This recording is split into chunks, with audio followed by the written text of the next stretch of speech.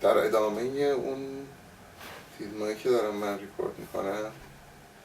و یه اسمی فعلا براش گذاشتم The Delicate Line، یعنی خط ظریف، که احتمالاً منظورم نمیدونم موقع چی بوده، ولی فکر میکنم منظورم اون دقیقا خط الانه که گذشته رو از حال جدا میکنم.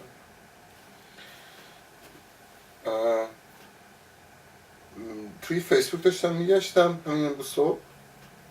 دیروز من اون ریکورد کرده بودم قبلی رو، بعد دیدم که آدما عکسای گذشتهشون رو خیلی دوست دارن که بذارن رو فیسبوک و خیلی مفصل راجبش توضیح میدن. بعد دیدم که خب این عکس‌ها برای خودشون فقط احتمالاً و اون چند نفری که تو اون عکس‌ها هستن معنی میده، برای بقیه سری تصویره که فقط دیده میشه و هیچ ایده دیگه راجبش ندارن. یه سری تصویره که مال گذشته است. حالا ممکنه چند تا مثلا تیپ آدما یا تیپ مثلا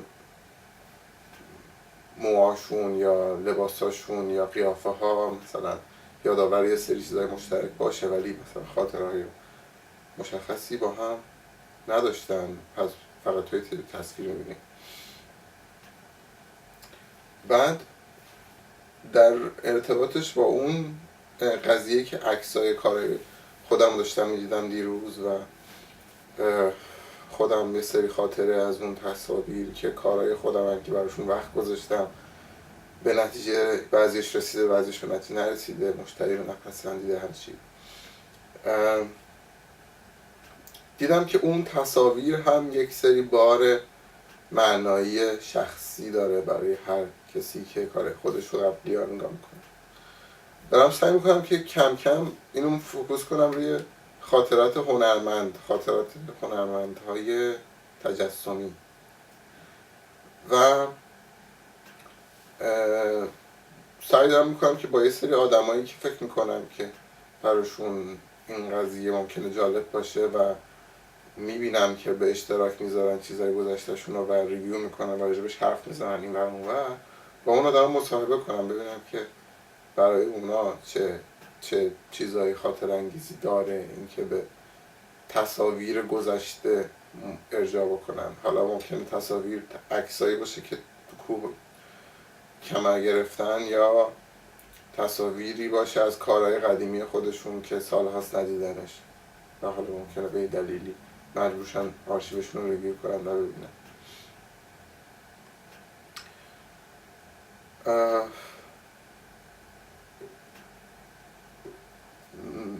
نکته دیگه ای که به ذهنم میاد که بخوام راجعش حرف بزنم اینه که وقتی که یک تصویر ساخته میشه، یک کار گرافیکی، یک کار نقاشی، یک کار حتی مجسمه فرق داره یه خورده، چون میبینیش و معمولا مجسمه رو آدم یه جایی میذاره که دم دست همش ریویو میکنه، رو وقتی مثلا فایلای گرافیکی که تو کامپیوترت هستن رو بعد از یه مدت میبینی، اون خاطره‌ای که زنده میشه برای من اینطوری بوده که خیلی خالص بازبینی میشه اون خاطر تو ذهنم وقتی که اون تصویر رو میبینم و اون تصویر فقط وقتی گذاشته میشه که بعد از این مدت خیلی زیادی اونو ببینم. شاید الان اگه اون تصویرهایی که داشتم ریویو میکردم دیروز میدیدم و مربوط بود به 4-5 سال پیش، اگر 5-6 سال بعد ببینم اون خاطر اولیه که مربوط به زمان ساختش بوده زنده نشه. شاید موقع خاطره‌ای زنده بشه که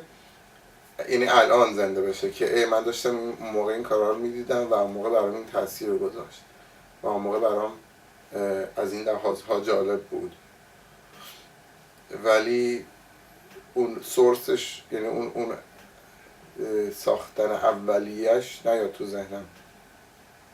شاید هم بیاد ولی به پررنگی امروز که الان برای اولین باری که اونا رو نگاه میکنم بعد از چند سال اونقدر قوی نباشه. بعد نکته دیگه هم که هست اینه که بعضی از کارهایی که ازشون دلچرکینی، مشتری تایید نکرده، خودت خوشت نیومده ولی به هر حال اونا نگه داشتی، اونا به علت اینکه هیچ وقت تکثیر نشدن و هیچ وقت تایید نشدن، واقعا دیگه میرن توی اون فولدرهایی که سال تا سال اصلا هیچ وقت بهش سر نمیزنیم. دلیل اینکه من سر زدم بود که سری فایلمو گم کرده بودم، بنابراین سرچ کردم توی کامپیوترم فرمت مثلا JPG، بعد هر چی JPG داشتم آورد.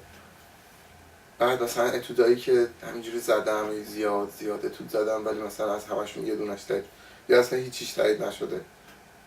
به حال اون کار چاپ نشده و هیچ وقت دیده هم نشده. برام جالبه بدونم که تاثیرش رو خودم چیه اولا و تاثیرش روی مخاطبی که اگر روزی اینو ببینه، بر فرض که مثلا من یه آرتیستی باشه که بعداً مثلا کاراش معروف بشه یا هر چیزی، بعد بیان مثلا کار آرشیوش رو یه روز پیدا بکنن، بعد نگاه بکنن، اون دیدن اون کارا رو چه تأثیری میذاره روی مخاطب.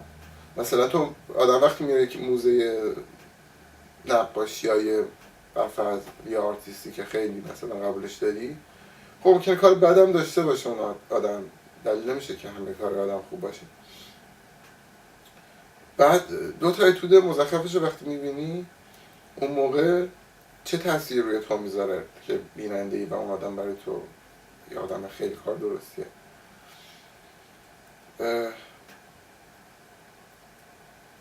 آیا باعث میشه که تو چیزی که در نظر میگرفتی راجع به اون آدم کمتر بشه، ضعف نشون بده اون آدم توی دید تو، یا اینکه تحسین میکنی که این همه مثلا چند کار کرده یا اصلا شاید این همه کار نکرده باشه، شاید واقعا یه کار بد ارائه کرده باشه یه نفر، ولی بعداً حذفش کرده. من مثلا خودم این کار کردم توی نمایشگاه آخرین یه کاری رو ارائه کردم، روز دوم حذفش کردم ولی روز اول همه دیدنش. حالا این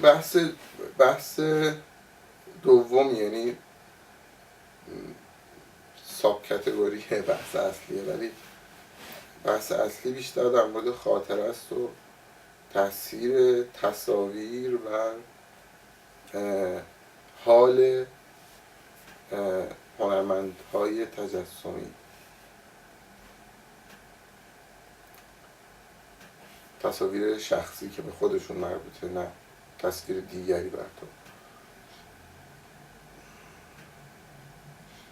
فکر میکنم باید کم کم شروع کنم به نوت برداشتن و سوال نوشتن برای آدم های دیگه و شروع کنم باشون مصاحبه کنم.